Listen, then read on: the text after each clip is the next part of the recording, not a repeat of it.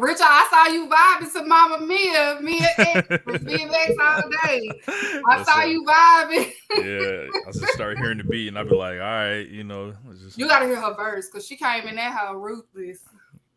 Indeed. Probably one of the better rappers that was on No Limit. It was her, definitely her. You were like, do you know Mia X, Mama Mia? Yeah. So, Mia X, I remember seeing a lot of her stuff when I was growing up, and it was refreshing to kind of hear her pitch, kind of with like P and like between her and Fiend and like Mystical, but I think she really stood out. I watched a documentary actually about New Orleans rap not too long ago, maybe like within the last like 2 years or so. She was primarily featured pretty heavy on it, and it was just like she was basically, I remember she almost had like the #1 album in the country, but she was behind Celine Dion, and she couldn't she basically was like, well, I can't be mad at that, it's Celine Dion, so. Right. She's really nice. She stay out here in Dallas, and she's a really nice person. Welcome y'all to All Elite with Keeks. Here on another episode, we are going to get into some things. I am here. I have 2 special guests. I have my boy Lorenzo. Hey Lorenzo. And then I got them Rich Lotta. Y'all know Rich Lotta. Open Radio Zone. Rich Lotta here. We are here to get into some things because it is Revolution Week. And we have a lot to talk about. We're going to give people a chance to get in the chat. If you're here in the chat, I know Sean is here regularly. A lot of them is going to come. And then, of course, we know when Raw start getting boring, that's when people show up. Like, for real, they start showing up around mid-Raw. So, it'll start getting packed in the chat. So, we're going to get into some Dynamite, some Rampage, Revolution, Wrestler of the Week, Goofy of the Week, okay? So we're gonna jump into this thing. Before we get started, how y'all doing today? Lo, how are you feeling today? I'm feeling lovely today. It's a good Monday. Monday is a day I've always looked forward to since back in the day, which I'm sure all wrestling fans can relate to. So it's only right that your show, the hottest shit in the street, is on a Monday. So I appreciate being here tonight. Rich, what's up, baby? What's going on? Man, I'm chilling, man. Had a long day myself. Had to serve my civic duty today. I had jury duty, but luckily nothing like came of it. I didn't have to, do anything. It was, I got selected for some wild shit I can't even talk about. But there is no trial or anything. But besides that, I'm just cool and I'm glad to be here and excited about doing this. I've been looking forward to it for a couple weeks now. Thank you guys for joining. So you went like Martin and Rippity Rip Up? Will you? So check this out. I had went on vacation at the end of January, right? And I actually, when I was sitting there, I was watching Martin at like 4:30 in the morning. And that episode comes on, and I think to myself, man, I've never been selected for jury duty ever. And like, I don't know why. Like, and I come home, first day back, I pull in the driveway, I check the mail. Lo and behold, no pun intended, it's jury duty notice right there. So I was like, what are the odds? Right. And then luckily, sometimes the ones that I get, they always end up canceling. So I was just like, okay, I got a day off. Yeah. Whatever. All right, so we're gonna get into Dynamite. We're gonna start off with they opened it up with AEW All Atlantic Championship match between former they are former buddies, Willa Yuta versus Orange Cassidy. A great opener. Great storytelling a little bit. It looks like it may be hinting towards a Willa Yuta heel turn a little bit. What did you think about the match? I'm going to start with Lo first. I thought this match was brilliant. Just the way everything ended up rolling out. being a East Coast tri-state guy myself, I've caught a lot of Wheeler, caught a lot of Orange. And quite frankly, AEW is a show that's definitely putting on for a lot of the regional talents that's standing out in each region, right? So to see these guys on television for one is like, it's there, But for me, the high spot of the match was the hug. Seeing Orange, wrap his arms around that guy in the way that he did, and just seeing, what the rest of the BCC was on, the type of shit that they was on in this particular show. We'll get to it. Heel turns, this and that to the third. I thought it was great, and it was a great opener to the show. That guy, Claudio, man, being daddy out there definitely was interesting. And I got a lot of heartfelt moments from that myself, being a son of a guy that was a coach, and physical touch in not so great ways takes place during times in which you're in front of a crowd of people and you're trying to do your best. You know what I mean? Mm-hmm. So I definitely feel Wheeler when it comes to that. But I thought this match was great, man. I definitely thought it was a great opener to the show. What about you, Rich? Man, I was really impressed by Orange Cassidy and Wheeler Yuta here. Like, when we all kind of saw this show on paper, this didn't look like the strongest lineup, and we'll get to it overall. But I thought the show ended up actually delivering, and these guys were the first guys stepping in the ring after last week, which of course was an episode that just drove everyone insane. I'd say, just not only from the rating, but just the content of the show itself, and people were riding that high of Elimination Chamber, and AEW's kind of judged in a way where I think it's basically like, you can have 4 or 5 great things on the show, but people will zoom in on that one thing and really try to blow it up. So these guys stepped in the ring, and I think they really just were answering the bell. They were in there hitting hard. Everything was real smooth. And then you just kind of remembered how closely these guys were linked, and Wheeler Yuta was with them before they built the promo up on Rampage the previous week. Wheeler Yuta's got this kind of thing going on where I just don't like him anymore now. I think he's just got this it's almost like he's trying to adopt that BCC attitude, but he's a punk doing it. So but as far as the work in the match, loved it. I think Orange Cassidy is one of the best TV wrestlers, quite frankly, I've ever seen at this point. You can take it back from, he started wrestling in this company in 2020, and I think he's defended that belt 12 times now, if I'm not mistaken. Not even before this, it was he was a defending champion, basically. He's a defending champion, and he wrestles all his opponents. He's very versatile, and I think he has top of the card potential, honestly. And I wouldn't have said that, not too long ago. Yeah, because Orange Cassidy is up there already on my probably top 10 of 2023 so far. Because he really has been working. And then plus the story between Orange Cassidy, because we know Orange Cassidy and Wheeler Yuta they was together. And then the promo that he did prior, before the match, when he said that I was always your friend. I always want to be your friend. So maybe they could do something with this. I feel like they may touch on this a little bit between them two. Yeah, I think his dynamic really needs to get explored with Trent, because that was really where a lot of the smoke was. Hey man, if we're gonna get to the real smoke, it's gonna be between Trent and Wheeler. Cassidy's more damn, I thought we was cool, but Trent was nah man, I always wanted to bring something out of you. We didn't get to do it, so now it's smoke until we settle it. And we've all seen situations like that. Right. So we won't take too much time because we have a lot to cover.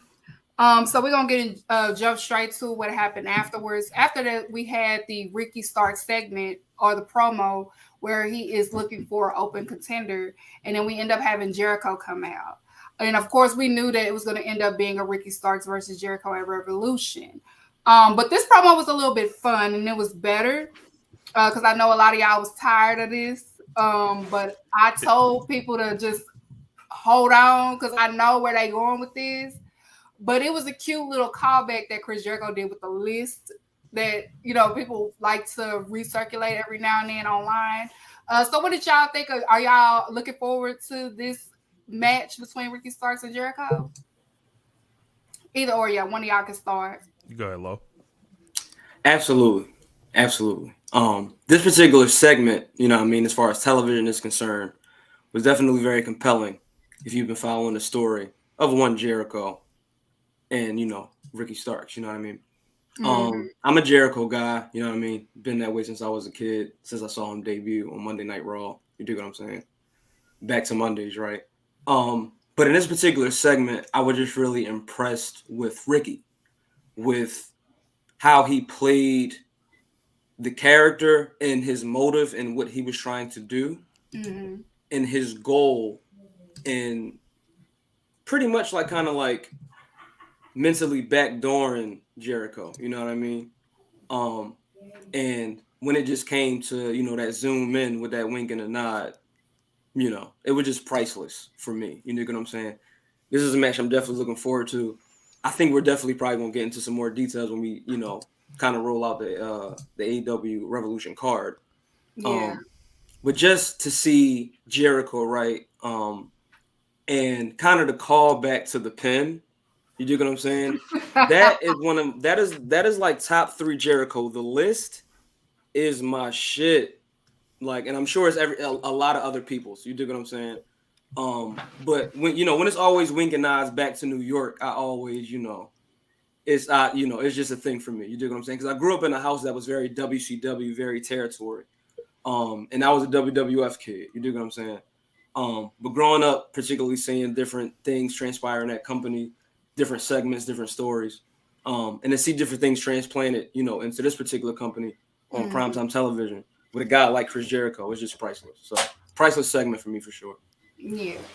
What about you, Rich? It kind of reminded me back when Jericho did the segment with Scorpio Sky, which was like a rip of, I believe, some Jerry Lawler type of Memphis thing, where it's basically like the heel gets kind of gaslighted by the babyface into accepting the stuff. And I didn't know Lo was such a big Jericho fan.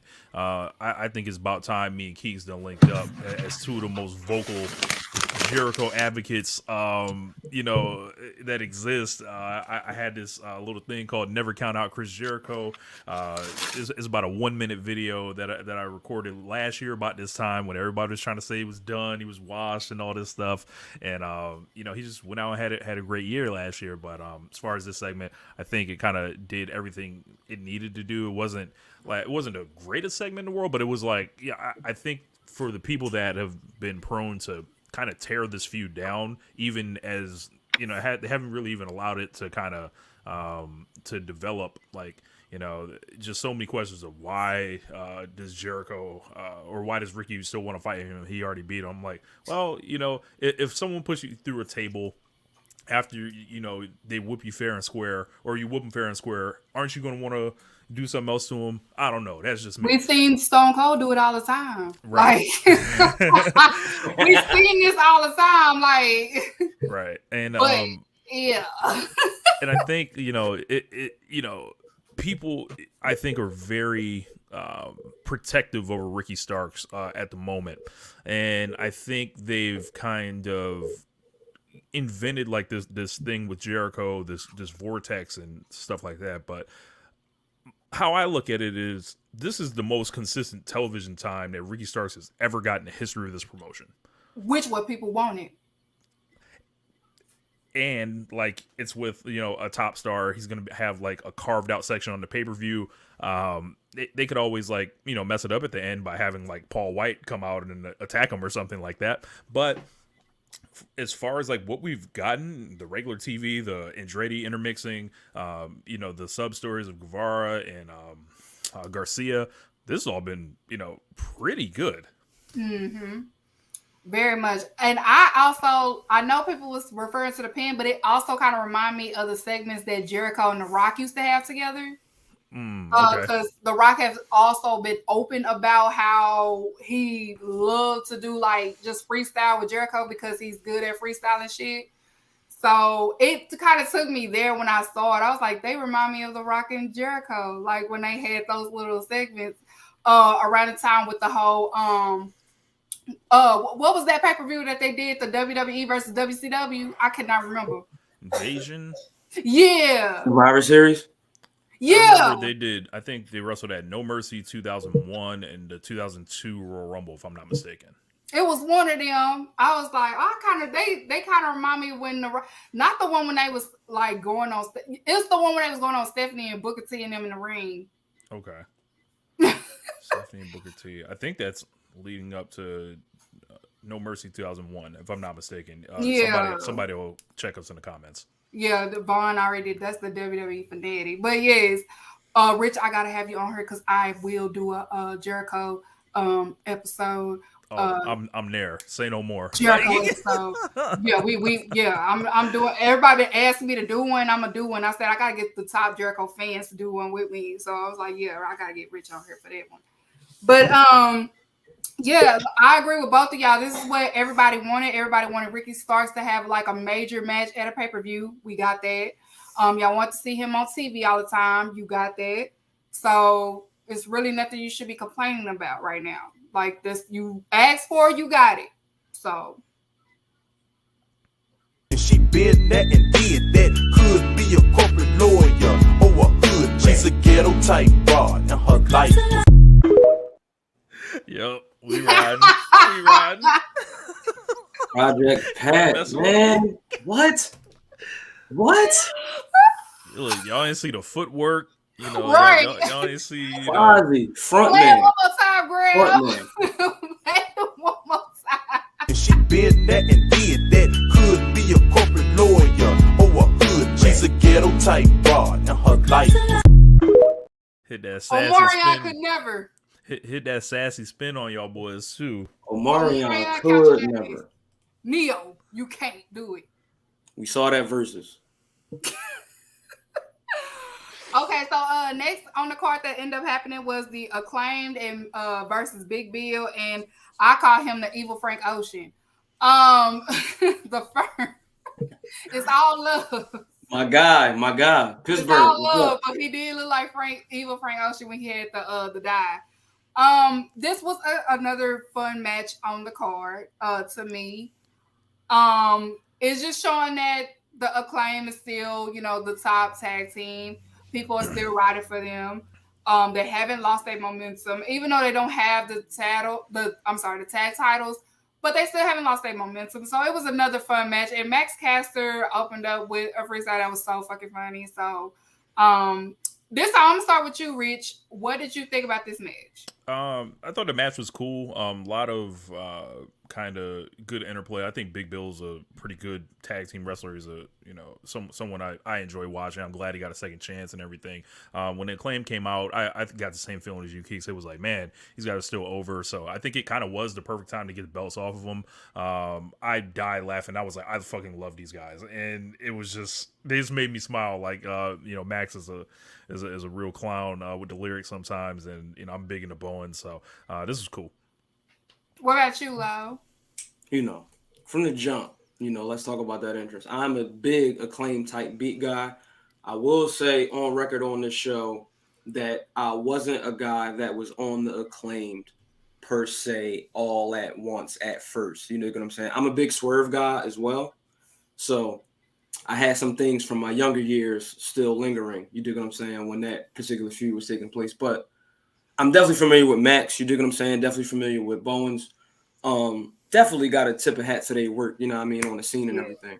And to fast forward, I'm a lyrics guy. I'm definitely a rap guy. So if you get that over with me, you A1. But I definitely love the reference to Zoe.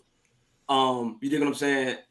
Perusing MLW these past couple of weeks as they've been here in the town, seeing that guy's person is always a pleasure. You dig what I'm saying? That's a guy that's definitely made headlines in this particular industry. So to see a reference from him in rap form and knowing that Zoe is a guy that is a microphone guy as well and does his thing with rhyming as well, it was just like a diss track, you know what I mean, for the fact that Bill was in the ring. But particularly for this match, I was impressed for what Bill and Lee were able to show what they could do as a tag team. I think that Lee, being on this primetime spot, definitely has come up on Rampage and on Dark and things like that. Being in this spot tonight was definitely great for him. I definitely think that he showed more of what he can do. And it definitely made me proud to be, a Pennsylvanian, and to still be supporting that guy and to see him on primetime television. But I thought the match was great. You dig what I'm saying? I pretty much thought that this was a flush episode of Dynamite. You dig what I'm saying? But in this particular match, I was definitely proud to see Lee shine and to see him alongside a guy such as Bill, and knowing his tag team resume. I was definitely impressed. And that was the moment for me for sure. Hilarious. Rich, you said that you feel like it was the perfect time for them to take off the belt. Could you elaborate a little bit on that? Because I've been seeing that take, and I'm starting to see that maybe that is true, because we do see when people have the titles, they do start to lose the momentum. Right.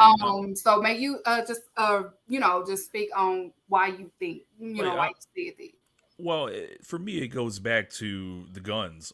So like if you go back to last summer, the way the tag team division has kind of played out since then, I think kind of dictates and the way they rode the popularity of the Acclaim. Like essentially they had like a mid-card tag team feud between the Guns and the Acclaim that heated the Acclaim up to get the graduation to take on Swerve and Lee.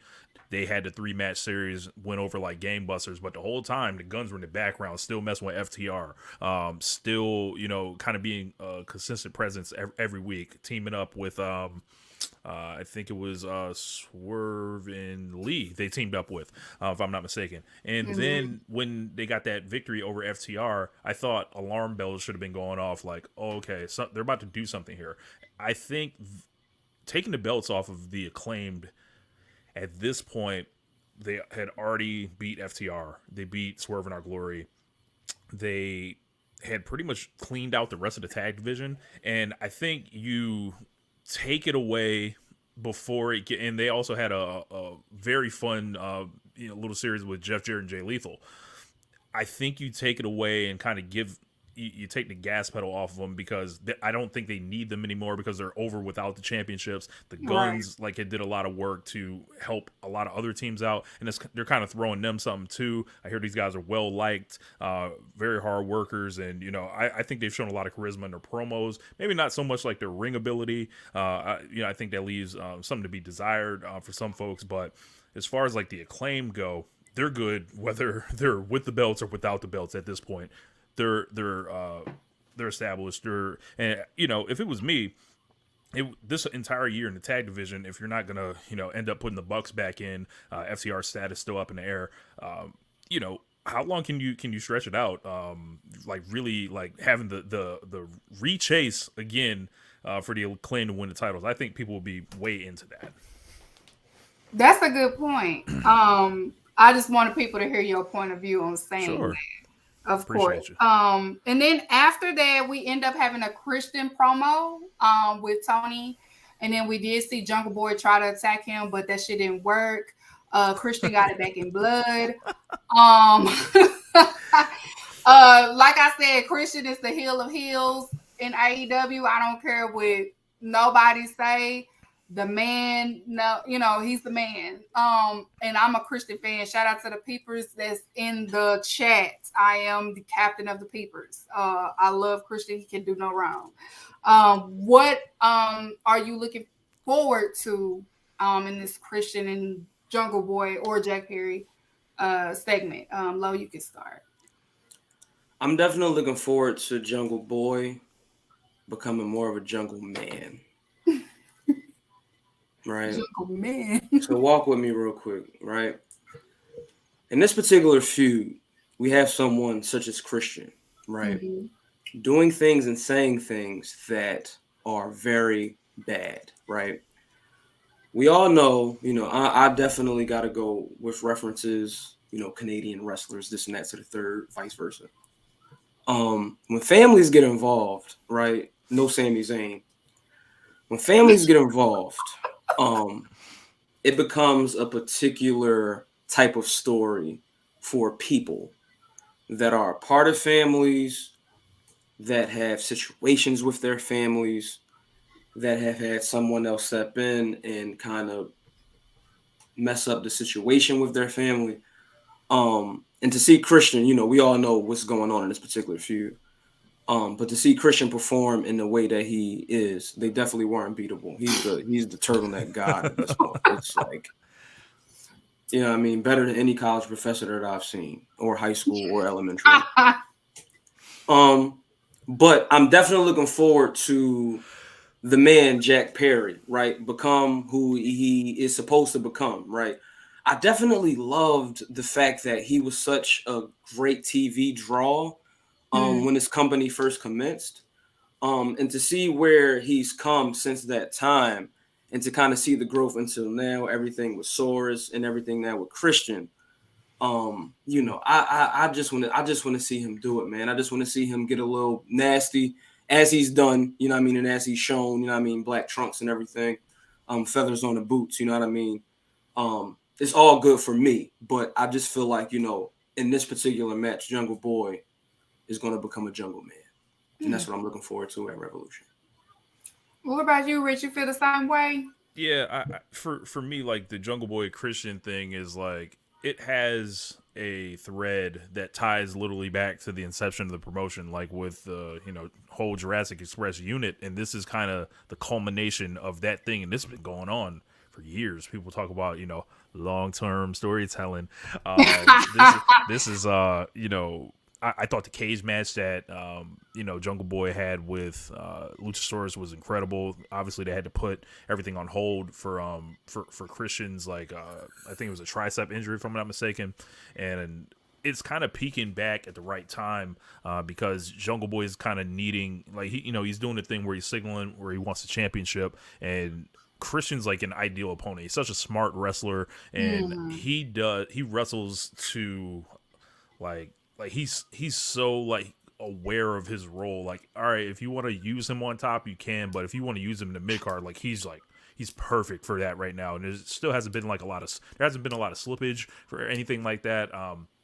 For him, he's a really detestable heel, but I think everyone still likes him anyway. But he's gonna bust his ass to really legitimize Jack, and Jack's I think he's gonna get a summer title shot, so he'll probably get the win there. And as Lo said, it's like taking those steps forward. I think what wrestling is built on is watching young wrestlers find themselves, and really that is what makes people connect with them. They find themselves and they take those steps of growth, and he ain't a pillar for no reason. That dude is excellent, and he's been excellent for a long time. So really looking forward to them getting that classic that 20-minute slot and going crazy, because the Jungle Man not gonna miss on this one.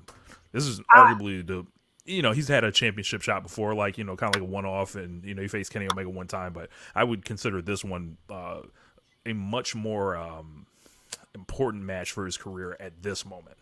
I've been saying for a while that they've been prepping Jungle Boy because Jungle Boy is going to be the one. I feel like if they end up taking the title off of MJF, it may go to Jungle Boy, but then my theory changed because Adam Cole's back, so. But Jungle Boy is definitely the one to look forward to during the summer because they definitely prepping him up. So, and it's obvious. After that, we end up having the Bryan Danielson promo. It started off pretty, it was started off cool, and then he got the boos when he mentioned William Regal because, like I've said all the time, AEW fans, we are loyal to our day ones. We already suspected that man set that man over there for a reason. Man was a op. Yeah, so he set that man over there for a reason. So when he said that name, Bryan Danielson almost got booed with him. So MJF kind of came out in the right time, and then we end up getting the segment between those two. How are y'all feeling towards the main event for Revolution between Bryan Danielson and Scarfman? Lo, you can start first.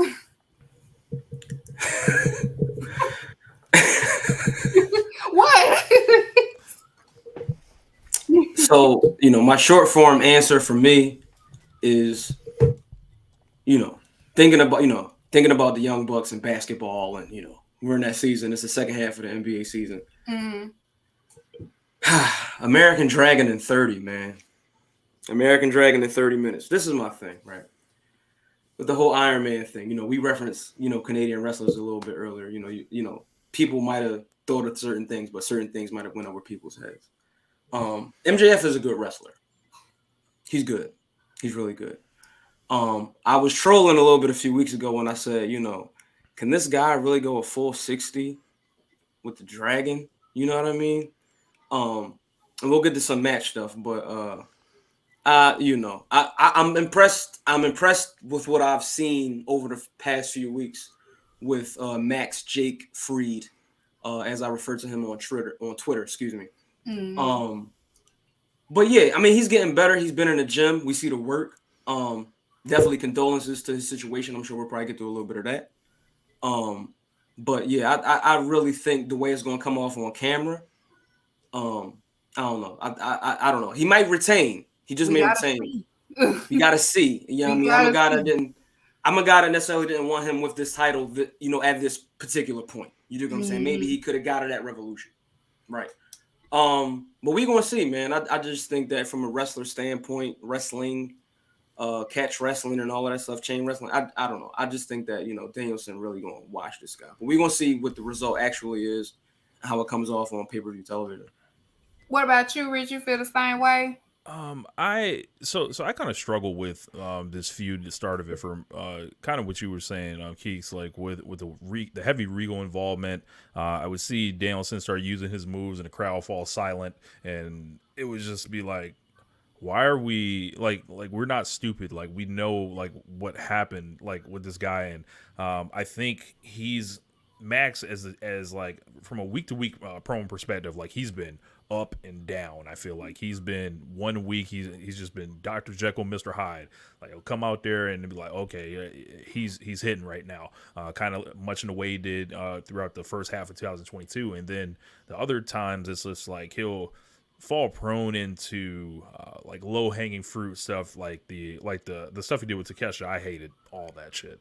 I was indifferent to the car crash promo, but it got a lot of people like, what is he doing? Like, and it's almost just like, what does this have to do with Danielson? And he would, not really like get to exactly where you really wanted it. Meanwhile, Danielson's having all these great matches, but a couple times he's wrestling baby faces, and then the baby faces are getting cheered over him. So they kind of fixed that towards the end of that Gauntlet series when they start bringing Thatcher in, Cage, and Roosh towards the end. It was like, okay, the alignments are proper. People will cheer Bryan Danielson. Like I was worried about. I thought people didn't want to cheer Danielson as a babyface, but that turned out to not be the case. And I think the last 2 weeks of this feud have really corrected the ship on this one, especially with the last week we're talking about incredible pull apart brawl, and he knocked them smooth out, and I think both guys like delivered strong on the mic. Danielson was in his pseudo hometown, and Max shows some ass, and like if you look at when he first won the title, he was struggling to get booed. Everybody just wanted to cheer the guy, and I think it was excuse me, and it was gonna be really difficult, and he's worked very hard to turn those reactions around. As far as the match, like Lo was saying, like he is a very good wrestler. They do this thing where they don't let him wrestle and they don't let him, do all this stuff. And Danielson's like built for 60 minutes. Is exciting to me? Is like, oh yeah, I know Kenny Omega and Bryan Danielson are booked for a 60-minute Iron Man match. Let's lock in. We're not getting that story. Like they're going to be doing a lot of arm stuff. There's going to be a lot of they have a lot of story threads, I think, to tie from. Though, like Danielson is a master, he'll carry there will not be a bad 60-minute Bryan Danielson match. But I think MJF's winning at the end of the day, and they're not cutting his legs off that fast. They put way too much into him. Right. I don't expect him losing it at Revolution, but if he do, that's going to be a shocker to me. I feel like he probably retain all the way into All Out, and then end up dropping the title. But I don't see him losing at Revolution. If anything, he probably will win in a schemy way, knowing him. So you got plenty of opportunities to cheat, unlimited falls to do so. Right. And then after that, we had the tag team battle royal. I'm not gonna say all who participated. If you saw it, you saw it. If you didn't, that's on you. If you want the full detail, listen to Public Enemies, not me, because I ain't about to say all of them people. Okay. But the winner, we did end up having Jeff Jarrett win for the team of Jay Lethal and Jeff Jarrett. So they're gonna be part of Revolution. Bree Who for the hoes. Do it, ground.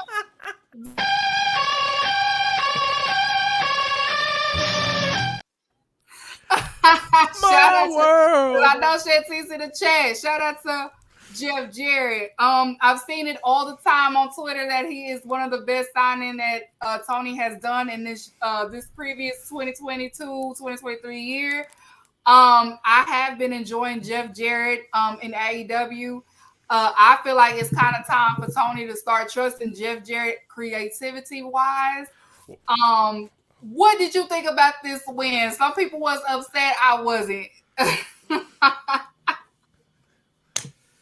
How could you be upset? How could it's double J? Like the fact that we're still getting this man at this age, you know, and for me, I wasn't necessarily always the biggest Lethal guy. I'm gonna put it out there, right? Oh, me. You know what I mean? I look to make some of those statements, you know, whose guy I am, whose guy I'm not. I get it, right? It's wrestling. But to see where this guy is at this age, you know, knowing, you know, family situations and things like that, I'm very impressed. And I want to shout out the Almanac show at this moment because during their award show for the end of 2022, they had an award on their show, different nominations for Hustler of the Year. And for me, Jeff Jarrett was my personal Hustler of the Year. You know what I mean? I've been always very impressed. I'm very very critical, of the territory situation back in the day, right? But I definitely, yes, absolutely, right. There's a image somewhere floating on Twitter with him with all of the AEW gold, right? So definitely, I definitely agree. But you know, I've always been big on Jerry Jarrett and the whole Jarrett legacy in pro wrestling. And to see, you know, how far he's come is definitely impressed me, and to see again where he is with this particular company, you know, I just love it. You dig what I'm saying? And I just want to see what him and Jay Lethal do more as a tag team, moving forward, knowing that, you know, the guys that I really root for, all in all, when it comes to this tag team stuff in the past couple of years, maybe coming back soon, winking or not. I just want to see, you know, what type of smoke, you know, they'll encounter.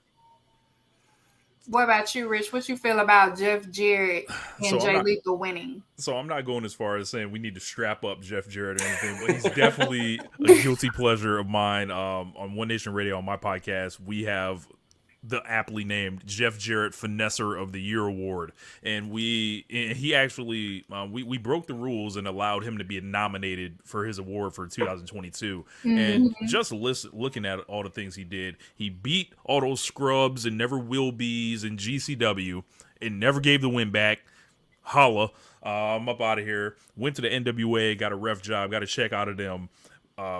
Went back to WWE, got an office job out of them, was in the SummerSlam match with Street Profits, and I believe the Usos doing the referee thing. That's the day after that. It was the weekend of Jeff Jarrett. He was in Ric Flair's last match. He did that whole angle with him.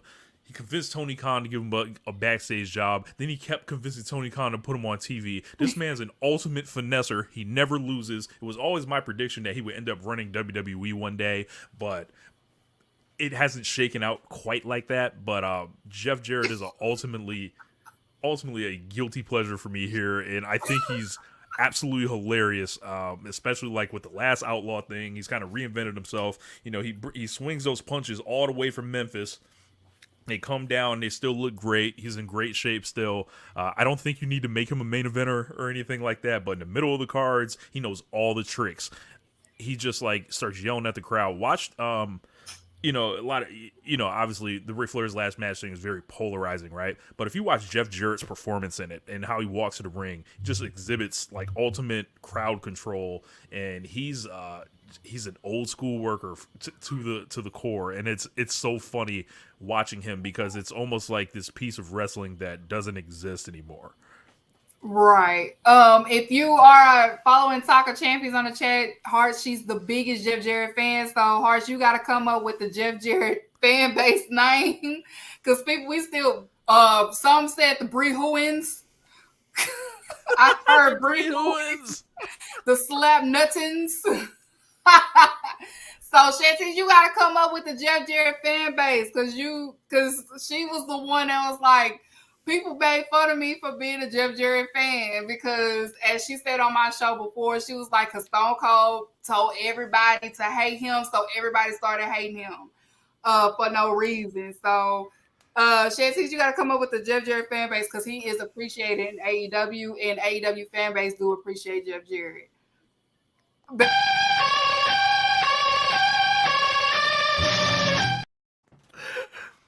then she said, put her comment up, Graham. Jeff Jarrett better than the AEW champion now. The Slap Nuttons. Yes, the Finesse Lordins. Finesse Lords. Okay, and then we're gonna move on to Tony Khan's announcement.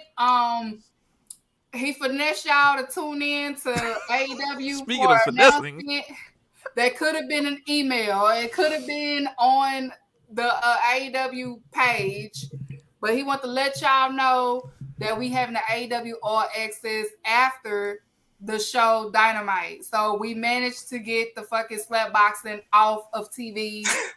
And now we have AEW All Access. So we're going to see some superstars backstage and see how their life is. Reality TV. And this is also another way for Warner Media to let everybody know, because they see what's going on. We behind AEW. We behind them. They making us money. They making the demos. We behind them. They're not going nowhere. So, Rich, what do you think about the announcement that could have been email?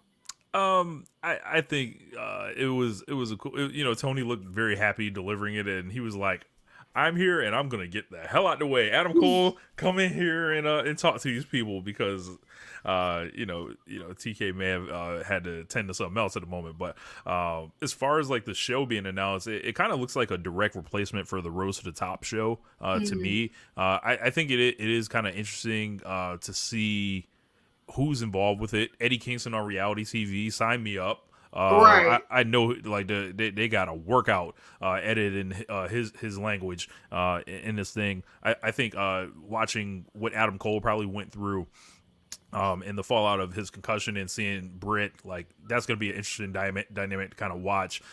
Sammy's in this thing, and maybe this will be what kind of breaks people back, or brings people back to Sammy. Maybe he gets to show his real personality to people and be like, man, I mean, all this dude does do is have great matches. Maybe we were too hard on him. So maybe there's a chance for that. But I'm interested in checking it out.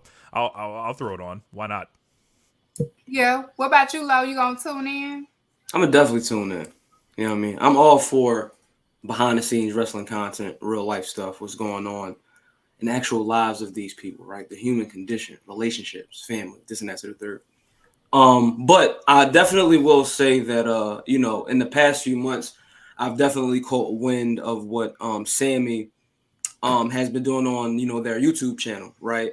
Mm-hmm. And it's kind of like, with a lot of different people in the entertainment industry, it can kind of be like this audition for if you're really built or made for primetime television. And we see that they're in the iteration of being on All Elite Wrestling. But to see them be on All Access, I'm definitely looking forward to. And with the particular announcement, I kind of figured it would be more so for the people to see someone else say something. So for me, it was really about, the return of Adam Cole, which, New Japan and all these other things. Like I've loved the work that he's done, Ring of Honor, this and that to the third, Kyle O'Reilly, et cetera, et cetera. But and they led in that variety story with Cole and Britt too. Yeah, Yeah. you know what I mean. So it was a lot of good plugins for the particular program. I think a lot of people are definitely looking forward to it. You know what I mean, whether they're gonna hate watch it or not, whatever the case is. But I think a lot of people are definitely looking forward to it. You know, so am I. You know what I mean. I'm definitely just ready to see what Sammy and Tay does. You know, on primetime television, as they've been so entertaining and captivating on their YouTube channel. Right, because even when Cody and Brandy had their show, people's favorite part of that show was the backstage segment that Cody had with other wrestlers, that we was able to tap into Ricky Starks. We was able to tap into who else he had on there? It was Ricky Starks, Preston QT Vance, Marshall, but QT. QT I think Marshall, it was Mox was on Yeah, there at one point. Moxley, mm-hmm. the Jay Cargill and Red Velvet shit, what they Yeah. had, Original slap they fight. personal shit that they had. Like people was more tuned in to their like the actual wrestlers than Cody and Brandy. Well, except Brandy because they was tuned into that little drama that Cody's sister and Brandy, of course. Well, me as a woman, I was into that part. It's like, oh shit, I love drama. Yeah, reality TV. That's why I be trying to say with the Miz and Maurice, they gotta have some type of drama in their show because they main moneymaker is in jail now. So y'all gotta do something because y'all not beating Chrisley knows best. That's why USA ain't take them off yet, because that's their moneymaker right there. Like Clockwork. I'm sure they'd be on tonight. Miz, you gotta be doing some cheating or something. Y'all gotta do something. This positivity do not sell. Y'all gotta have to have some type of spark, something. Some type of drama. But yeah, that could have been I get why he did it. He probably had to do it. TBS probably told him to do it. We get it, whatever. It could have been an email. After that, we end up having the main event, Jon Moxley versus Evil Uno. Evil Uno impressed me a lot. I haven't seen him wrestle much. I can admit to that. But seeing what he did against Jon Moxley, I'm impressed, and I want to see more of Evil Uno. What did you guys think of this main event? I saw mixed reactions on the timeline, but I'm impressed with Evil Uno. So, what did you think, Lo? I thought that this was a so you know how they say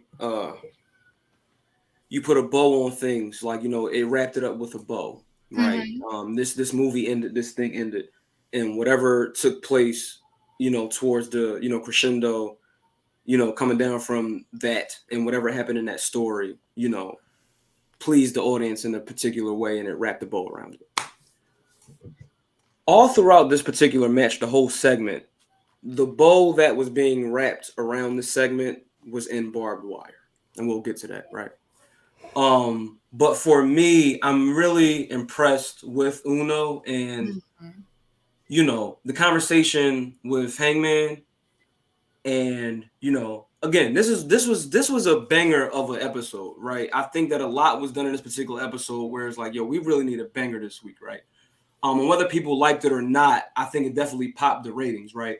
Yeah. But to see Evil Uno do what he did on primetime television, as he's been doing for pretty much most of his career, and doing it at this stage, you know, in the midst of the weight loss and everything like that, showing what he can actually do against a guy with a stature such as Jon Moxley on this particular show, where Moxley is in his thing as a pro wrestler and as a star of this particular show, as being a part of, you know, BCC. I just thought that he showed true grit. You know what I mean? And it was very anime. It was very, you know, the mask, the crimson dripping, you know what I mean, like all out on his arms. You dig what I'm saying? It's a very gruesome thing to be put in that type of, you know, ECW-esque, CZW-esque things, you know, on primetime television on TBS, right? But yeah, man, Mox getting real nasty, man. And it's, you know, it's a lot going on, but it's definitely pushing him and Hangman's thing. And I just thought that it was just perfect to, you know what I mean, lay into what's about to happen in the, you know, quote unquote Texas death, you know, at Revolution. What about you, Rich? My timeline was exploding during this match. This with Uno, it was like, what is he doing here? This isn't a main eventer. This isn't, who we want to see. Why did they have him in there with Moxley? Moxley's gonna kill him. Like we heard all the stuff last week, but your mileage on the Dark Order may vary. There are people that are tired of seeing them. There are people that think they're just this relic of this bygone era, but the Dark Order means something to a lot of fans, like because it was something that really the connection with Mr. Brody Lee. It was something that was that kept people going. I think during the pandemic, they created a lot of laughs, like on the backstage stuff they were doing in BTE. Half of their members have been either let go or chose to leave the company, and people were just kind of holding on to something from them. And I think Uno just put together just one of the most passionate kind of performances I've seen. It felt like a mask versus mask match, like in Mexico or something. Yes. Where dudes is bleeding through the mask and yes, Penta. Right, and we've seen what Moxley's done to Dark Order dudes wearing masks before, like what he did to Preston Vance. So it was just there was a spot where Uno did the senton front flip off the top rope to the outside of the ring. I screen capped that, and then when the rating came out, it looked like the Jordan logo or something like that, in an episode. But I thought this was just narratively a really big match for the Page and Mox storyline. But on a personal note, for Evil Uno, it's cool to see him to get a chance to do that. He wore his A+ gear that he brought out. He brought out the new wear. He was like, "Fuck it, I'm letting the chest out. I'm gonna just come out here and be me. I ain't covering nothing up, and we gonna run. And I'm gonna show my ability." And Yes.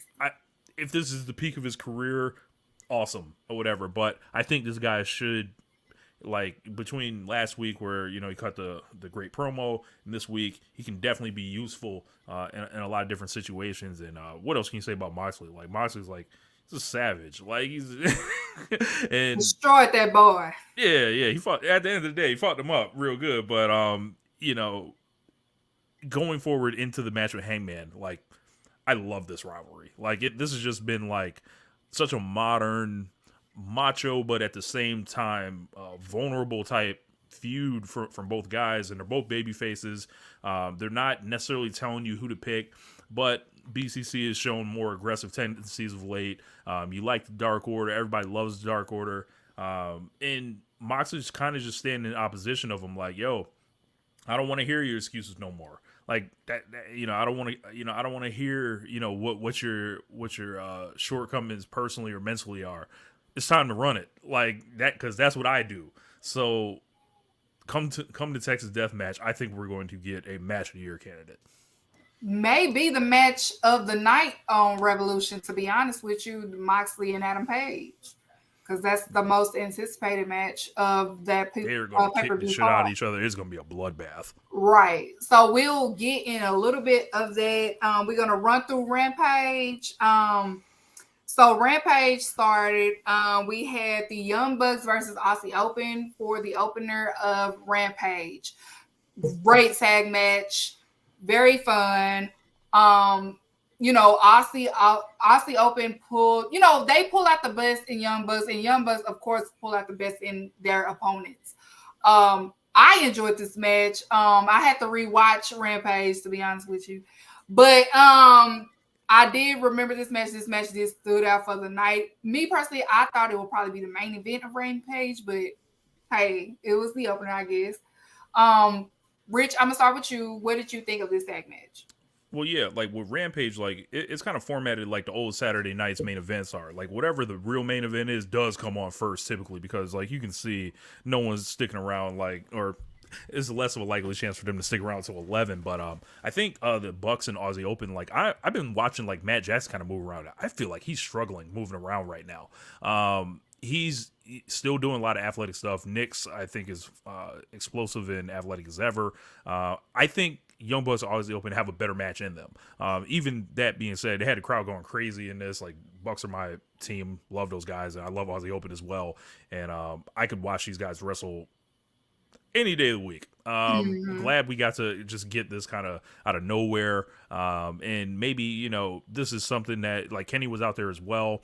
I was looking for some type of tie-in with possibly Will coming back to eventually see Kenny with, maybe Forbidden Door coming up. But yeah, as far as the match, like this is an awesome match to put on a Friday. Did well in the rate to recover the ratings, and I think yeah, our commenter just put up Aussie Open needs to be signed. They put out a tweet which kind of led to this appearance, and what do you know? Like New Japan doesn't have them locked down right now. AEW's like bringing them in now, kind of taking a look at them. Like if it was me, like I don't know, man, I wouldn't be letting these boys out of my sight without contracts or something on the table and be like, yo, Right. you can work New Japan, but yo, we have you, because Kyle Fletcher is a super long term prospect that I think you definitely want to get in, in the door if you're TK. Right. And to add to what you're saying is you can tell Matt's back is starting to kind of affect him a little bit. It's the way he's like like just he's moving wrestling around. injured. He's definitely wrestling hurt. Yeah, something's going on. Like right Yeah, now. he's wrestling just like Kenny was when Kenny was attached to fucking duct tape and glue and other stuff. But it's something going on because the way that he even walks, like he walks like he's like waddling kind of. Yeah, like something is hurting. But Lo, what did you think about the match? I thought the match was dope. I really appreciated the problems that Aussie Open caused for the Elite. You know what I mean? I love Kenny at ringside. You know what I mean? I'm definitely big on the Elite, always have been. And my thing is, the support that those three provide to each other. And hopefully we get a little bit of that back, when Cole comes back, right? But to definitely tease, Elite Empire stuff with having Kenny at ringside, as Rich said, I definitely wanted to see how much this will open up or open things back up with Will. But they cause problems, you know what I mean? Some definite issues for the twins, you dig what I'm saying, in this particular match. But as, a commenter just said, like, I definitely want to see Aussie Open signed ASAP. The stuff from, a few months ago with Kenny and Will and everything, man, definitely golden. And to still be kind of digging into this thing. And definitely, impressed me to open up a show such as Rampage on a Friday night where too many people might not be home, but if you are home, you're going to catch this one. And if you wasn't home, you're going to want to see this one when you come back in the crib. Right. And then we had the hint of House of Black. They've been hinting for 2 weeks that that's who they want. And I believe they did make it official.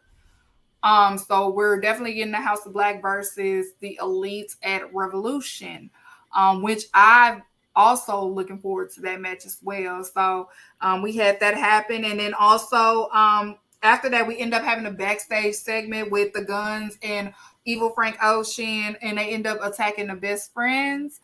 So we may see the Firm versus Best Friends rival, because I think that's where they're getting at with that. So we're not going to take too much on that. Lance Archer is back in action. Bundles too. I'm a Lance Archer fan all day. I know who braided his hair. I'm cool with her. So Dallas stand up all day long. It's good to see Lance Archer. I feel like they could do more with him. They could start putting him on. I think he will be beneficial in ROH. What do you think about Lance Archer, Lo? I'm gonna start with you. I think Lance Archer is the guy. You know what I mean? I'm definitely big on New Japan. You know what I mean? As I've been, hooked on it. Especially these last couple of years. Definitely got hooked on it. Last few years of high school, into college. But definitely, I was waiting. You know what I mean? I've been waiting, as a wise man, named Joe Budden once said. And to see, just him with a little bit of different swag this time, you know what I mean? I'm definitely all for it. And I'm just pretty curious to who he might be a threat to going forward. What do y'all think? I don't know. I wouldn't mind seeing a him versus Hobbs rival. To be honest with you, I wouldn't mind that. Yeah, that's hard. What about you, Rich? I think Lance Archer has always kind of been like supremely talented, especially like from 2019 going forward. Kind of broke out in Dallas, ironically, where you from, in a match against Will Ospreay, and from then on, he's always been someone I considered on the short list for best big man in wrestling. Of course, in AEW, like the way the wins and the losses are, TK kind of likes to protect people. There may have been some injury stuff going on with Lance, too. I'm not sure, but as far as like he definitely has the talent to be used a lot, but he is an older guy. He's in his mid 40s, but you wouldn't know it. He is kind of a like a monster of the month kind of guy, kind of like a Kane, I would say, but has, I think, way more ability than like either Kane or Undertaker. As far as who he's programmed with going forward, I don't know. If I'd like to see him in Wardlow. I don't know if he's a babyface right now. That might not work. But if you can flip this guy heel or babyface on a dime, I think. But him and Wardlow would be some big dudes thumping that can move. So sign me up for that one.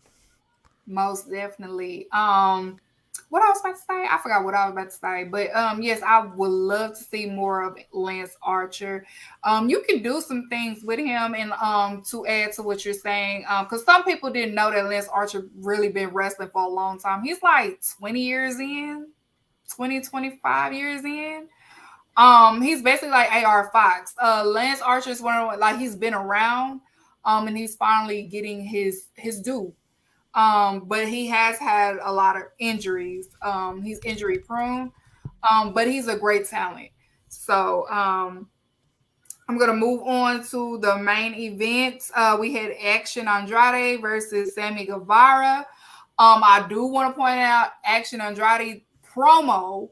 He's really great at doing promos. The promo that he did cut, during the, before Mark say it's time for the main event, he cut a really great promo. Action Andrade, I feel like, me personally, is going to be the one to look out for because he's good on the mic and he's good in ring. Sammy Guevara, he's still trying, he's still trying to put in good light because he has a bad taste in fans' mouth. Some people are still not over everything. I know I made my jokes. I've made my jokes, but he's great at what he's doing in the ring. What did y'all think about this main event? Because I feel like my theory of what I've been saying, that it really boils down to Daniel Garcia versus Sammy Guevara, which we will end up getting because that's the real story in this Jazz and Ricky Starks feud, is more of who is the better right-hand man for Jericho.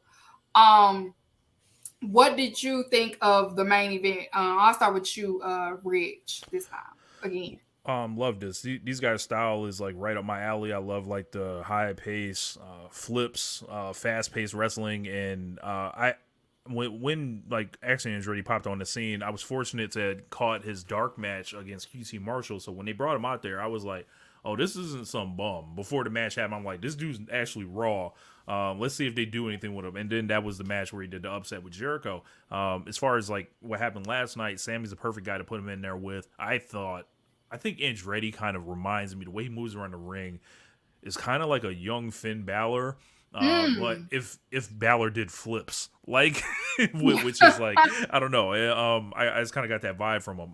I think Sammy at this point is just about consistency for him, because I feel like he's one of the best wrestlers in the company, and I just think he's going to have to work. Just now, stop me if you've heard this phrase before. He's going to have to work twice as hard to get half as far. But it comes from a lot of stuff, like maybe it's even self-induced, but he's going to have to just, consistency is going to be his greatest friend. If he can just wrestle his way through it, we've seen guys like go through difficult times in their career. Just keep your head down and keep throwing up 4-star matches on the board. And I thought this was a real good way to close out the show, especially like what we opened up Rampage with. It was a good night of Rampage. And they did like the dirty finish at the end to kind of, put the match in Sammy's hands. But Action's not somebody you should really forget about. There's some people doing this. So what's happening to Action and Andretti? He beat Chris Jericho a couple months ago, but like, I think people are kind of missing the point when they look at it like that. I I think you launch somebody to the stars, like you shoot for the moon and then hope you hit the stars, right? So Yeah. like you give him the big win and then ultimately he's gonna land or settle where he's gonna be before you take another shot with him again, I think. And he's a young wrestler. He's barely been around wrestling, maybe like less than 3 years. He's already on national television, has a lot of people believing in him, and I think he's definitely a great long-term prospect. And especially like when you look at the history of this promotion, like last year it was Garcia and Wheeler Yuta getting that elevation. A couple years before that it was like you were watching Sammy and Darby. Like this is the life cycle of Tony Khan's booking. Like he's always looking for a young wrestler to kind of like get in these spots. He kind of runs it like a soccer team, so it's like he's constantly kind of building the next guy behind the next guy behind the next guy. It's like all these layers. So you just only hope that someone doesn't get lost in that. And I think thus far, like as far as the young wrestlers, he's done a good job with that. What about you, Lau? Yes, I definitely think that this match was perfect for a Rampage main event. High spot after high spot. And for sure, for all intents and purposes, I really think that this was a really great week for Sammy. Going back to the All Access announcement, and then with this particular main event on Rampage, right? I feel like just as far as the match goes, he plugged himself into pockets where if you're watching this match, like as a casual, Action and Andretti didn't necessarily expect. And I'm definitely, I'm all for what this guy's doing. Definitely another town guy. His work in his work in MCW and his work in GCW has definitely stood out. Excuse me. And I remember, on Elevation, I believe he took that first L to Dante Martin. And I remember that first match being like, man, like I really hope Action get this one. But it was a good showing. But he's definitely prime time. You know what I mean? He's definitely all for the show. I was definitely, I'm going to just say it again. I was really impressed with what Sammy did in this match. You know what I mean? Plugging certain moves in, seeing if one day they might, even be a finisher to be able to finish a match. But it was amazing for me. High spots, springboards galore. And I'm definitely impressed with the year and with the, particular run, as Rich said, that Action is having, being on the Jericho cruise, things like that. You know what I mean? So I'm really all for what he's doing right now and definitely what he brings to a show such as the Jericho cruise and like the exclusive closed circuit that is, but also being able to branch out and do, dope shit on Friday nights on Rampage. And Action Andretti is like catching strays, just being like someone that, people feel like Jericho kind of tapped him on the head. So he's having to kind of out wrestle that perception around him as well. Yeah. And I was about to also say that Action Andrade, he owns every moment he's on, like big or small. Like if I'm here to just job, I'm going to job the best way I can so I can get out there. Like he takes in every single moment. And it's refreshing to see because you have people that they take a moment and they just they get so nervous and they get so overwhelmed with the moment that they just you could tell from the ring that they kind of either fuck up in the ring or they kind of mess up the spots where they're supposed to be. But Action Andrade he's there with confidence. From the promo, from being in the ring on what he's supposed to do, he's just really, really confident. And I'm ready to see more of him.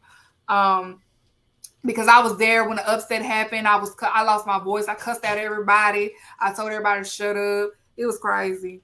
Now we're going to get into my favorite segment. We're going to get into women business. All men, shut up. If you have something to say, raise your hand. I will call on you. Graham, put it on. You already know. This is what you need to do. You need to stay out of women business. Yeah. All right. Women business time. On Saturday Dynamite, we had Sky Blue versus Saraya. I saw the comments and stuff. Sky Blue did an amazing job. Sky Blue is definitely improving in the ring. She is doing a phenomenal job. She's done a great job. Saraya is still getting rid of the ring rust from not wrestling in years. So she did better this week. So I'm not going to be hard on Saraya because she did better this week. Okay. So kudos to them. And of course it's continuing on, the feud of the ex-WWE girls and the AEW girls, because after that match, we end up having Ruby Soho and Jamie Hayter and all of them. They all came out. And then Ruby Soho, she's she's showing that she wants that AEW women's title. She don't care about what's going on. She care about that title. So I'm interested to see how they're gonna do that with that. It's just a lot going on, but we'll see. We'll just have to wait and see, okay, ladies. Also, Jade Cargill cut a promo. She is letting it be known that she wants some real competition out there for the TBS Women's Championship. So, if you in the comments, I'll give you permission to put who you are interested to see who Jade Cargill wants to face, because we already heard that she wants to be in a major storyline. She's tired of facing jobbers, but you got to crawl before you walk. You know what I'm saying? But she's coming for anybody. If you want this TBS title, because y'all kind of not treating the TBS title as serious as the AEW Women's Division title. If you want the CBS, I'm with for whoever wants it. So we'll see who the next opponent is for Jade Cargill. Hopefully, you know what I'm saying, it's not one of, we get somewhere. We get it going, okay? Also, of course, the AEW Access, of course, you have Britt Baker is going to be featured on there. It looks like Jade maybe, because she did tweeted something. Of course, Tay Conti is going to be on there, and some more, probably a few other ladies. So we're going to tune in to AEW's All Access. I see somebody say Sheeta.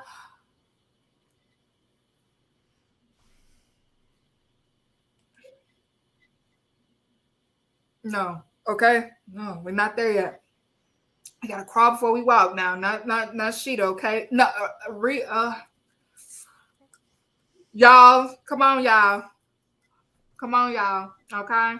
On Rampage, we had Willow Nightingale versus Toni Storm. I love Willow Nightingale and Toni Storm. They have great in-ring chemistry with one another. They communicate.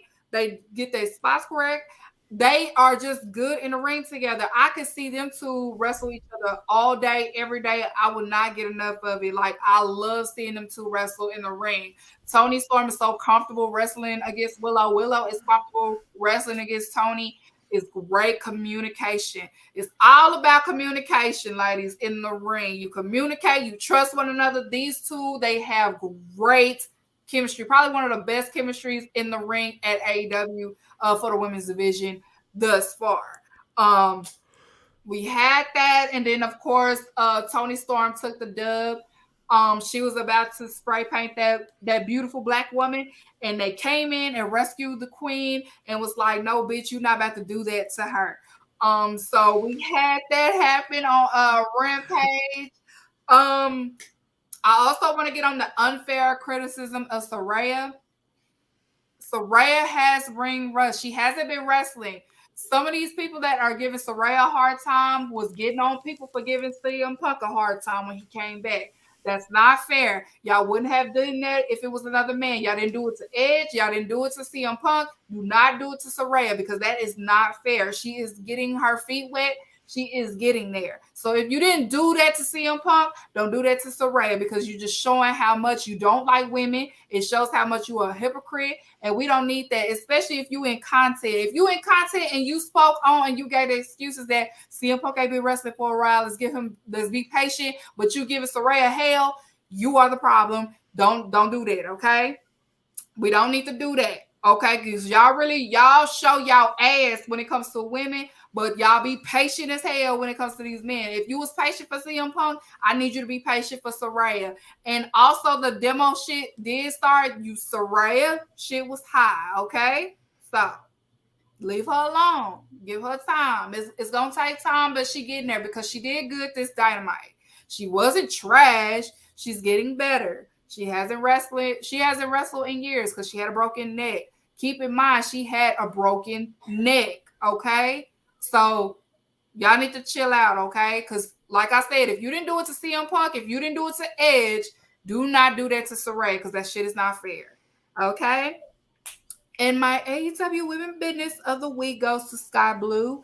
Sky Blue, she impressed me this week. She always do. She improves each match she does. So I saw her more on the ROH flyers, so I don't know if Tony's going to have her more on ROH, but I would love to see her added to the AEW's women's division. But I also do know that ROH do need some more women, so she will make a great she'll make a great face for the AEW ROH women's division, because they do have Willow Nightingale at AEW, so it does make sense if they end up having her at ROH.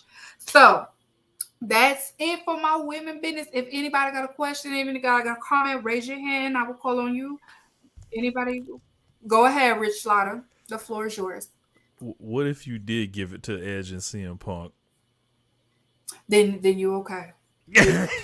You can say what you want to say. It was some people that I've seen that didn't do that to CM Punk, and they doing it to her, and I didn't like it. But if you kept the energy the same, then you fine, okay? You keeping that same energy. But if you didn't keep that same energy, then I'm talking to you. Yeah, I think I just have concerns whether Saraya. I think some of this has been corrected kind of with the heel turn. But I think some of her promos have kind of been like just like, all right. And Cody gave us like this line that I think is like, it just perfectly describes what the situation may be with people coming into AEW. It's either, do you understand the mission or not? And for a while, it's just like was feeling like Saraya just didn't understand the mission, but and she was like kind of striking out as babyface. I think it's much more tolerable as a heel.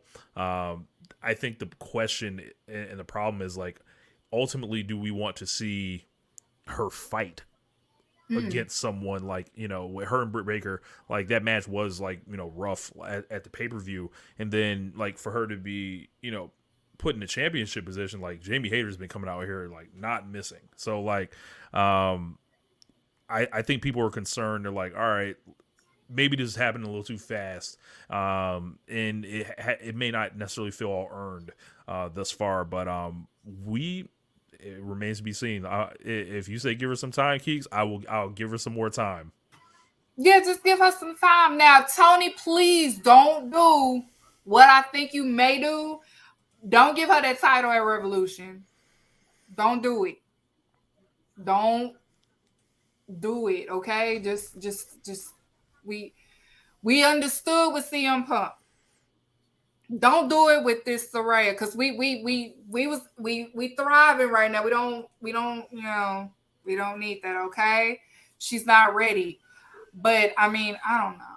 You got something to say, Lo? You had to say on women business? Yeah, I mean, I'm not gonna say too much, but I definitely was impressed by Sky Blue. If I'm not mistaken, I think like at a certain point of this match, I don't know, it was like a leg sweep or something. I think it was like a callback to like AJ Lee and her 2014, some WWE stuff. But I definitely noticed it. I got to go back and see. I don't know. It struck me at the moment. I got to go back and see it. But what I will say is, this definitely comes up in all industries, right?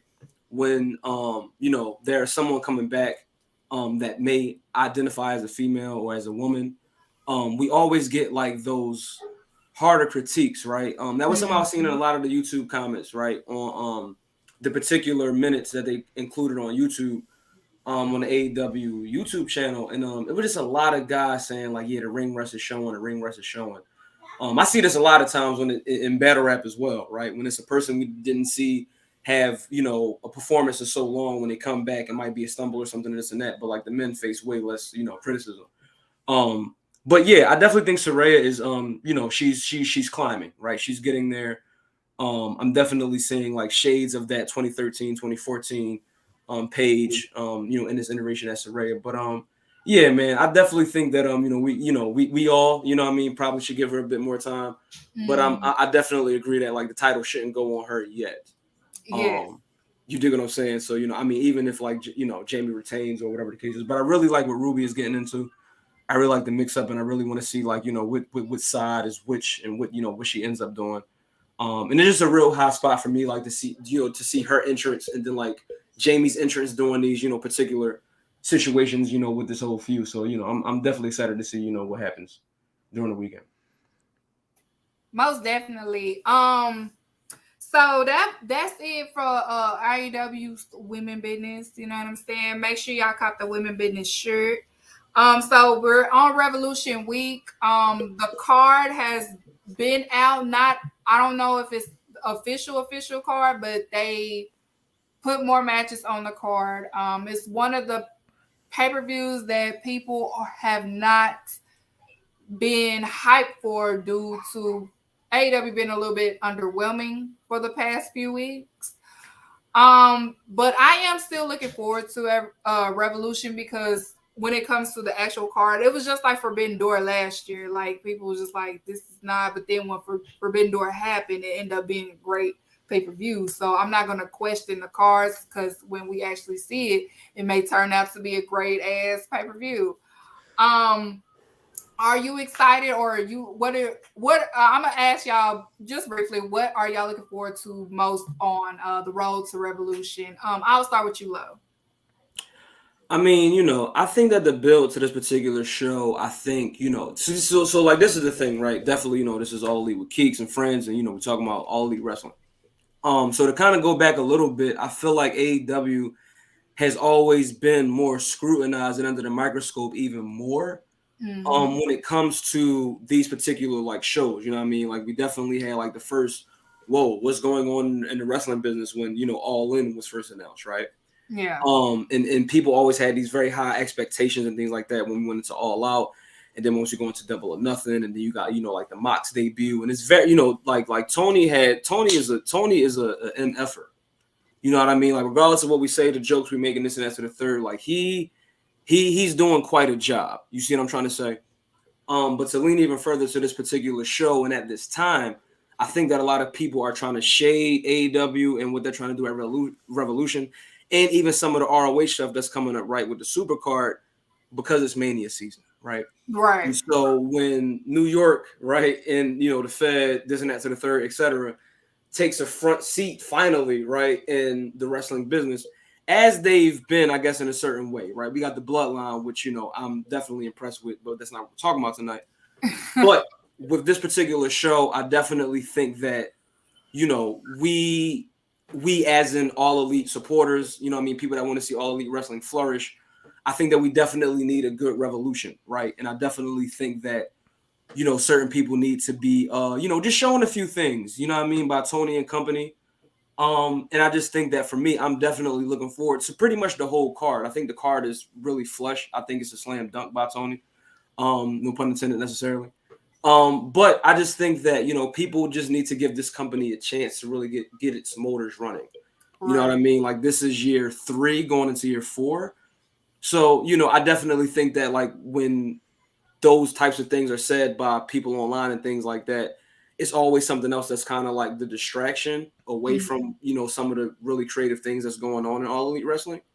But I'm definitely looking forward to the whole card. I'm definitely looking forward to see Ricky and to see what Jericho does. I'm definitely looking forward to that main event. I definitely need Max Jake Freak to show me something. You know what I mean? I definitely need him to, like we said, we probably expect the certain result that we are going to get, right? But I really need to see that work rate a little bit more. And definitely, I just want to see what Ruby does. That's standing out to me right now as well. What about you, Rich? What are you looking forward to in AEW's Revolution this week? I'm definitely looking forward to the Texas Death Match with Jon Moxley and Hangman Page. I think that's the one great storyline that is going into this show. Unfortunately, it was built up through like a legitimate injury towards the end of last year, but I think that just gave them so much to play with when you talk about their LA match and the subsequent rematches and just how these guys have communicated with one another and the possible fallout of it, like possibly breaking into like an elite Blackpool Combat Club summertime showdown. And besides that, definitely looking forward to the trios match, the Elite versus the House of Black. And if there's one thing to never bet against is the Elite on pay-per-view. Right. You find me the last bad match these guys had on a pay-per-view. And, it's a little light story-wise. Like, they've been doing stuff on Rampage. There's been, not really much interaction with the team. It's just some spooky stuff. I'm hoping this week we get to either see, like, maybe, like, a singles match between, some of the members or, like, some type of promo. Because since the Elite have come back, they haven't really let them get on the microphone and kind of really state their mission statement. They've just kind of been defending championships. They were in the best of 7 and, messing with Top Flight and all that. But, like, I really want to hear, kind of like what they're kind of aiming for right now. And matching them up with Malachi Black, Brody King, Buddy Matthews, like, these are 6 awesome workers, and they're going to go in there and tear the house down. Like, I was at Revolution 2022 in Orlando, and House of Black were on a pre-show match with, I think it was Pac, Ray Phoenix, and I think it was your boy Eric Rowan, and they had a hell of a match on the pre-show. So, like, it's about a year in the making for them to really do something. And I think some of the stories are peaking kind of at different times. Like, they're moving at different speeds. Danielson and MJF has got that long kind of traditional build. Your mileage may vary whether you're into it. Like I said, I feel like they've been up and down, but they're peaking at the right time. So that's good. Joe and Wardlow, they basically have kind of crafted this thing intermixed with Darby Allin, and this, should be, I think, this could be the blow off, their final showdown, so to say. And I'm a big Wardlow fan, so I'm hoping Wardlow can recapture some of the energy he had last year for sure. Right, most definitely. I know for Revolution, I am looking forward to the Texas Death Match. I'm eager to see Scarfman in the 60-minute match. I just want to see what he can do as well. So I agree with you too, Lo. I'm eager to see how they do this triple threat with Ruby Soho, Jamie Hayter, and also Saraya. Because speaking of that, Chris Statlander has a new merch that released today, and it's kind of matching the logo of Revolution. So I don't know what's about to go on. I'm trying not to get my hopes up because that's who I've been waiting on to come back. That's my girl. Shout out to Statlander. Yes. So, and I'm also looking forward to Elite in House of Black. But I'm pretty sure it's more on the card. My memory charged my mind and my heart, y'all. Yes, I'm actually looking forward to that too. The AEW World Tag Team Championship match. Jeff Jarrett in his first AEW pay-per-view match. So I am looking forward to that too. That's gonna be fun. So we just have to wait and see, y'all. We just have to wait and see on Revolution. So I think like Lo mentioned, like there is a lot of scrutiny, like, and then I would say that scrutiny sometimes is unfounded because if you look at the history of like AEW delivering on pay-per-view, it's usually like they put a match of the or show of the year contenders typically like 3 out of 4 times a year. At least it feels like, and they're coming off Full Gear, and that was an excellent show. And like you said, with Forbidden Door, it was a lot of the same energy. It was like, man, I don't know, like, what's going on. And, a lot of that stuff with Forbidden Door was wrecked by injury and literally getting rebooked on the fly. There are stories that the day of that thing was being rebooked. Mm-hmm. So it was, I think a lot of this stuff has kind of gone like under the radar, and it's kind of peaked at different times, but on game day, like these are a lot of wrestlers with a lot of pride, and they're gonna come out there and Elite Trios match, Danielson 60-minute match, Samoa Joe on pay-per-view, Jon Moxley on pay-per-view, Hangman Page in a big match. These people are not about to fail out here. Right, because on Forbidden Door, Orange Cassidy and Will Ospreay toured, like, they turned that up, and that was probably the best match of that year. It was my match of the year of 2022. So I definitely agree with both of y'all. So we're gonna get into y'all wrestlers of the week before we get up out of here. Rich, who is your AEW wrestler of the week? I'm going to go ahead and go left field with this one. I'm just so happy to see him back, but Christian is going to be my wrestler of the week. This guy, is setting up this feud with Jack Perry. Maybe they get added to Revolution.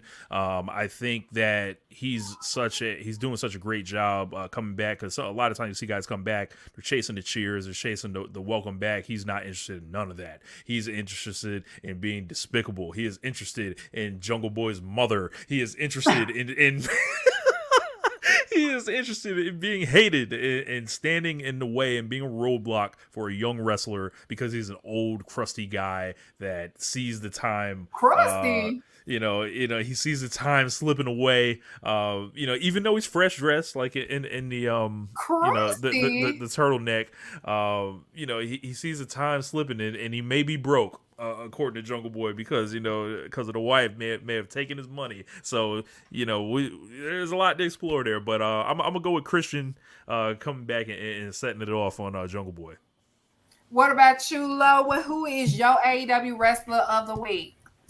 For me, my AEW wrestler of the week is Evil Uno. See, it was a lot said. Right.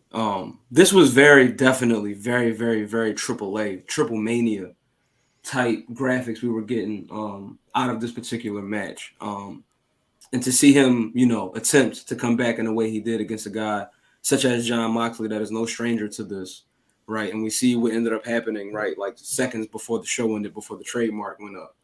And for me, he's the wrestler of the week because to be in a primetime spot like this, with a guy such as Jon Moxley, who is used to this, like he does this, This has been a guy I think we've all followed since the early iteration days of Jon Moxley. Followed him into the E with, the Shield and the DA days. To kind of go back a few minutes ago to, reference Double or Nothing, against a guy such as Kenny, I definitely believe that, Jon Moxley is probably top 5, if not top 3 biggest pro wrestling stars in the world today, right?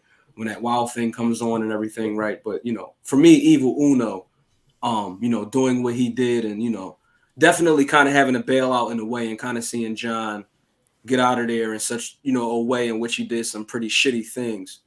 The wrestling that Evil Uno brought to this match, the responses that he brought in this particular main event on Dynamite, for him, he definitely takes the AEW, lowest wrestler of the week. Okay. For y'all wrestlers of the week. Okay, so my AEW wrestler of the week is gonna go to Orange Cassidy, Mr. Rampage, Mr. All Atlantic, the fighting champion. Orange Cassidy never ceases to amaze me. He's a great in-ring wrestler, great talent. I love Orange Cassidy. He did so well. He doesn't have to do none of those promo stuff. And when Orange Cassidy talks, and especially if it's something serious, you listen.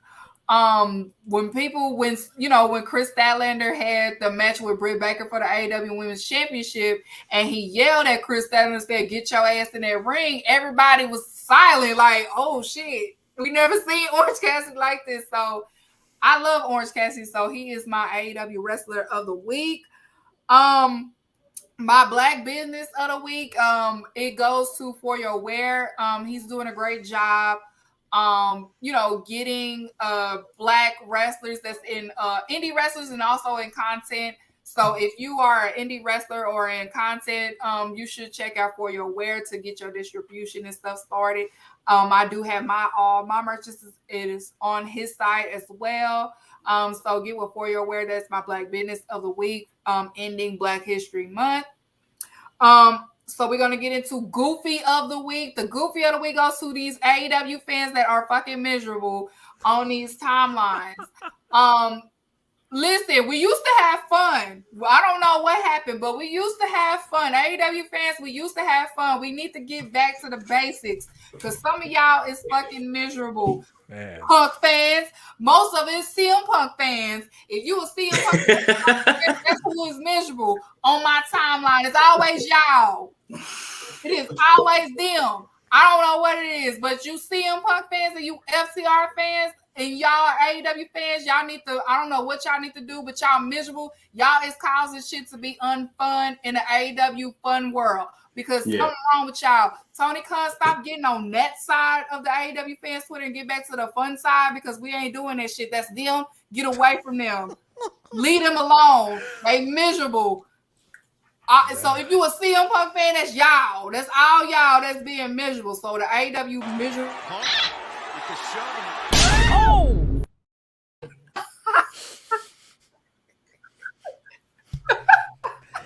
They gonna storm your comment section. You show that man. clip a couple more times. Do it one more time. Brandon. They gonna descend. Show it one more. Rock the jaw. Malik said I'm blaming Bret Hart. Man, I love Bret Hart, but they was taking too far, man. It was like, yo, y'all making me question whether I need to like Bret Hart like y'all, man. Y'all just doing too much, bro. Right. Bret Hart gotta say something like, whose side are you on, Bret? It's so embarrassing. It's getting out of hand at this For point. Hitman fans, yeah. The Punk and the Elite war is still continuing on our end. I'm Team Elite, by the way. I bang the Elite. I don't know what the thing is, but the E. Yeah. the E. I'm banging the E. I'm banging the E. CM Punk. Yeah, so it's the CM Punk and the FTR. Some of y'all are kind of miserable, okay? Y'all are taking the fun. Y'all are starting to be a little bit too technical on fun matches that are meant to be fun. Y'all are critiquing a little bit too much.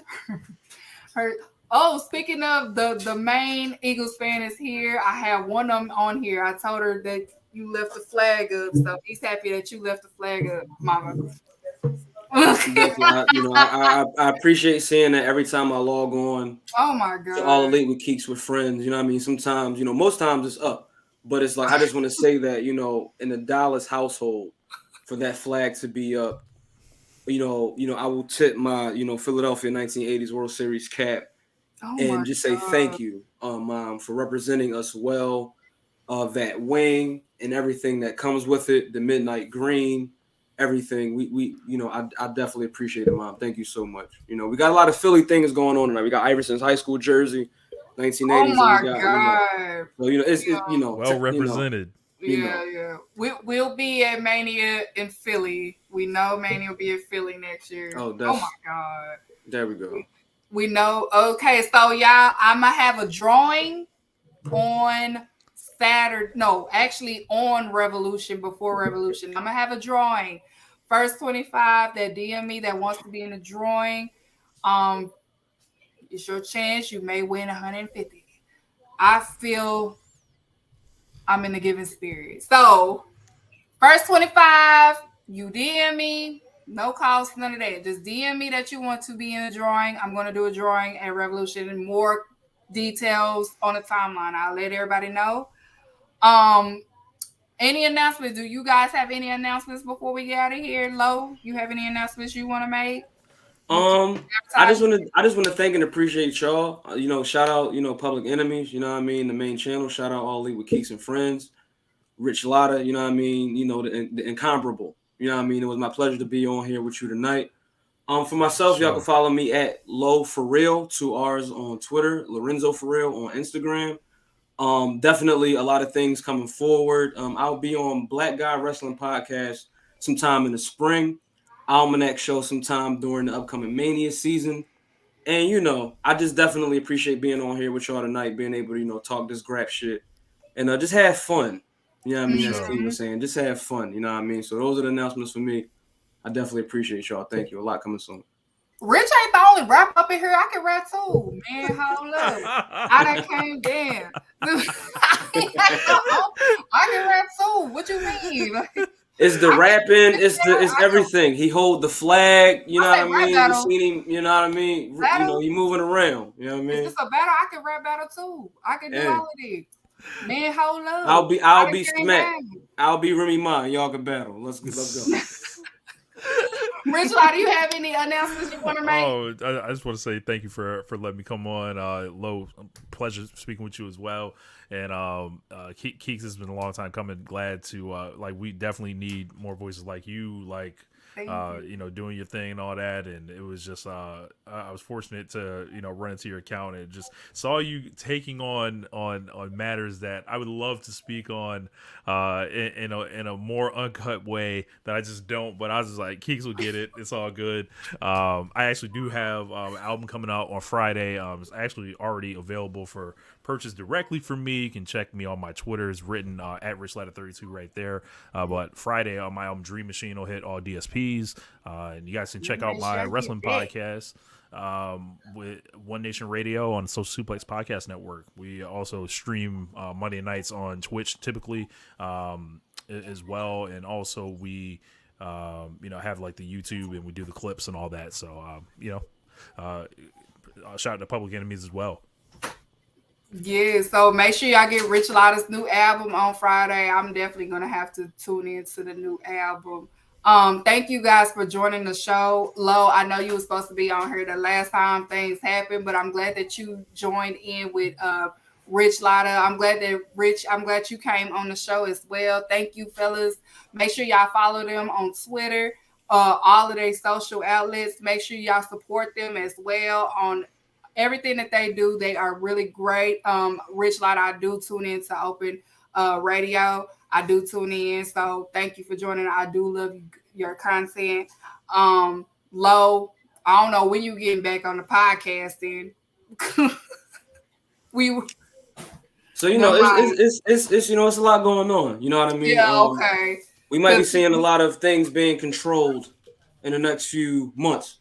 So, look out for that. Shout out to my guy. Shout out to Naj. Shout out to Rito. It's all good. There's a lot going on. I get it. I understand. But I really thank you, fellas, for joining me.